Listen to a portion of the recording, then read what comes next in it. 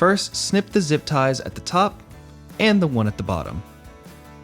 Uncurl your wiring loom and place the loom holder to the side. We'll reuse this later. Follow your cord down to the connection point.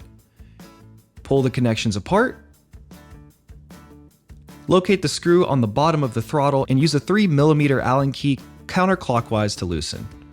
Once your bolt's loose, we're going to slide off the rubber handlebar grip, and now we can remove the throttle. Now let's put our new throttle on and followed by the handlebar cover. Slide the throttle on, press your handlebar grip on, and make sure they're lined up. Adjust the throttle to your desired position, and then re-tighten the 3mm Allen screw on the bottom. To re-establish your connection, make sure the colors match and line up your arrows to make sure you don't damage the connection pin. Now we can reattach the cable to the frame with zip ties, ensuring it's out of the way of all of our equipment. Do one at the top and one at the bottom of the handlebar. Snip the excess, and now test out your throttle to ensure it's working.